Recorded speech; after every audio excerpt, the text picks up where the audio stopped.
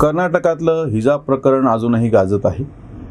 मूळ जो विषय घडला होता की काही विद्यार्थिनींनी महाविद्यालयामध्ये प्रवेश करत असताना हिजाब घातला आणि महाविद्यालयाचा जो गणवेशाचा नियम आहे त्याच्यामध्ये हिजाब बसत नव्हता. आम्हाला हिजाब तुम्ही का घालू देत नाही, हिजाबचं आमचं स्वातंत्र्य आहे, आणि हा विषय इतका पेटवला गेला. सगळ्यात त्याच्यातला विरोधाभास म्हणजे ज्या मुलींनी हा हिजाबसाठीचा सत्याग्रह त्यांच्या भाषेमध्ये चालू केला होता त्यांनी त्यापूर्वी हिजाब घातलेला नव्हता.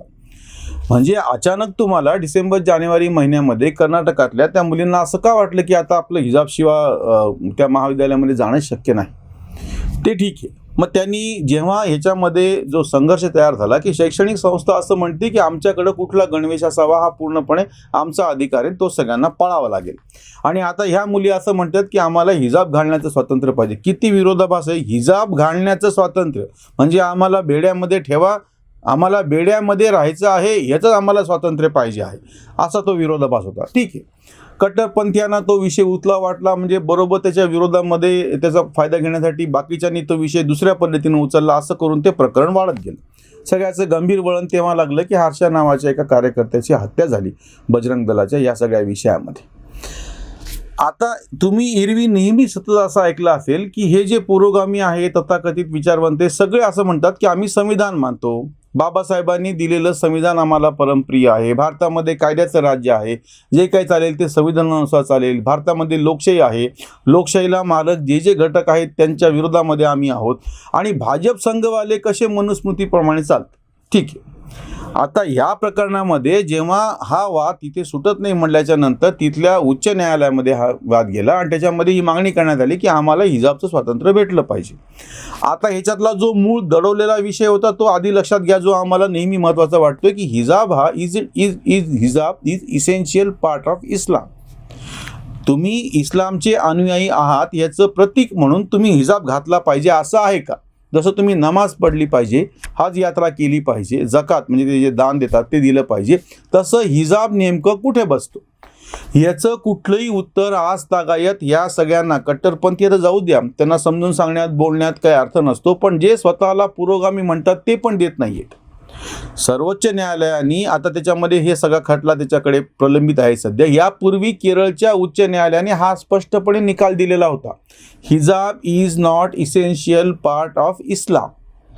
तुम्ही इस्लामचे अनुयायी आहात म्हणजे स्त्रिया, त्यांनी हिजाब घालायला पाहिजे असं नाही. आता हा निर्णय आल्याच्या नंतर तरी हे सगळे पुरोगामी शांत व्हायला पाहिजे होते आणि ह्या प्रकरणाचा एका अर्थाने तिथंच निकाल लागायला पाहिजे होता.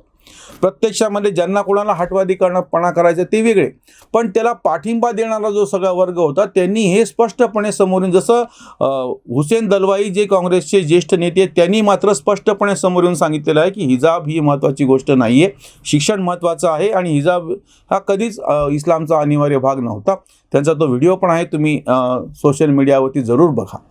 अशी हिंमत दुसऱ्या कोणीही केलेली नाही. खरं तर इस्लाममधल्याच मोठ्या प्रमाणातल्या पुरोगाम्यांनी समोर येऊन हे असं म्हणायला पाहिजे होतं की हा वाद निरर्थक आहे, शिक्षण अनिवार्य आहे, शिक्षण महत्त्वाची गोष्ट आहे आणि मुळातच हिजाब हा इस्लामचा भाग नाही, अनिवार्य असा भाग नाही. पण तसं घडलं नाही. या निमित्ताने गोंधळ निर्माण करणे आणि त्या निवडणुका तोंडावरती होत्या. कर्नाटका उच्च न्यायालयाचा निकाल स्पष्टपणे विरोधामध्ये गेला. हिजाब हा इस्लामचा अनिवार्य भाग नाही असं कळल्याच्या नंतर हा विषय तेव्हा तरी तिथे मिटायला पाहिजे होता. ज्या मुलींची म्हणजे प्रात्यक्षिक परीक्षा तिथे चालू होती त्यांनी त्या परीक्षेला मुकल्या काही विद्यार्थिनी. त्याच्यानंतर आधीची जी दुसरी परीक्षा होती प्रायोगिक परीक्षा त्याच्यासाठी पण त्या हुकल्या. त्यांची पुन्हा परीक्षा घेण्यासाठी कर्नाटक सरकारने किंवा त्या शिक्षण संस्थांनी नकार दिला. म्हणजे आता नुकसान कोणाचं होतं आहे की तुमच्या कट्टरपंथी धोरणामुळं काहीच कारण नसताना काही विद्यार्थिनींचं नुकसान होतं आहे आणि हे पालक करत आहेत. ज्या विद्यार्थिनींनी आधीपासून हिजाब घातला असतं तर एक वेळ आपण ही त्यांचा हट्ट जी काही त्यांची धारणा आहे ती मान्य तरी केली असती. पण यापूर्वी ज्यांनी हिजाब घातलेला नव्हता ते सुद्धा आता अशी मागणी करतात की आम्हाला हिजाब घालण्याचा हक्क पाहिजे आहे. किंवा ही सगळी मांडणी दूरदर्शन चॅनल म्हणजे वेगवेगळ्या चॅनल्सवरून तुमच्या समोर ठेवताना MIMच्या ज्या प्रवक्त्या आहेत सईदा फलक, त्या स्वतः यापूर्वी हिजाब घालत नव्हत्या. त्यांचे हिजाब न घातलेले वेगवेगळ्या ठिकाणचे कितीतरी छायाचित्रे आता या सोशल मीडियावरती उपलब्ध आहेत. आणि आता मात्र त्या अट्टहासानं मागणी काय करायला की हिजाब ही आमची कशी अत्यावश्यक गोष्ट आहे आणि हिजाबशिवाय आम्ही कसं जगू शकत नाही. हा जो खोटेपणा आहे, आणि एकीकडून काय सांगायचं की आम्ही संविधान मानतो, बाबासाहेबांनी दिलेलं संविधान आम्हाला परमप्रिय कसं आहे असं हे सांगतात. जय मीम जय भीम अशा घोषणा MIMनी निवडणुकीमध्ये दिलेल्या होत्या, आणि त्याच्यामधला मुख्य भाग कसा असायचा की बाबासाहेब आम्हाला सुद्धा कसे वंदनीय आहेत, कारण की त्यांना ती दलित मतं पाहिजे होती, आणि महाराष्ट्रामध्ये त्या मतांच्या जीवावरती त्यांचा एक खासदार पण औरंगाबादला निवडून आला, हे सगळ्यांना माहिती आहे. आता जेव्हा प्रत्यक्ष संविधान मानायची गोष्ट होती, तुम्ही संविधान मानताय केव्हा सिद्ध होतं, बाकीची बडबड किती करा.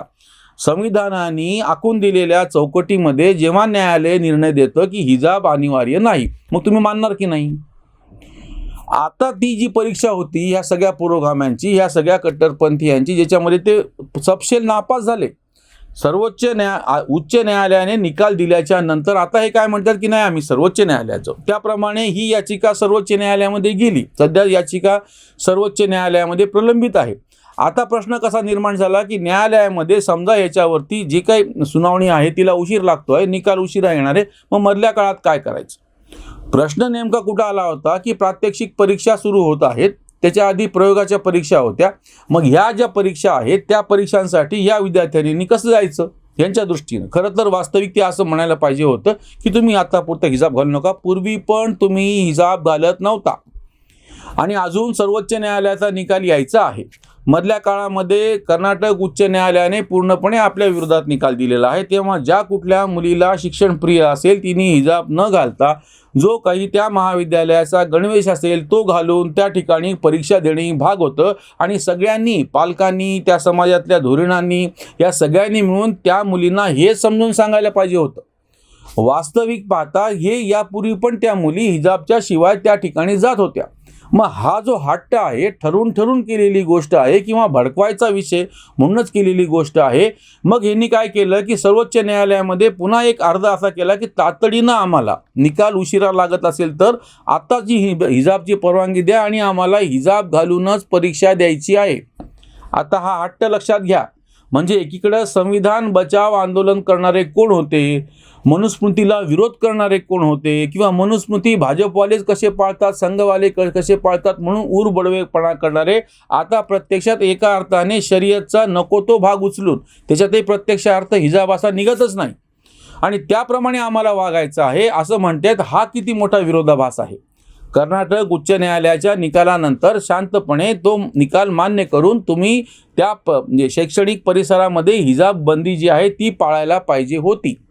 सर्वोच्च न्यायालयामध्ये तुम्ही एक याचिका दाखल केली, ती याचिका प्रलंबित आहे, अजून तिचा निकाल लागलेला नाही, तिला वेळ लागतो आहे कुठल्याही कारणानं, आणि सर्वोच्च न्यायालयाने हे पण स्पष्ट केलं की ही तातडीनं घ्यावी अशी चर्चेला अशी बाब नाही.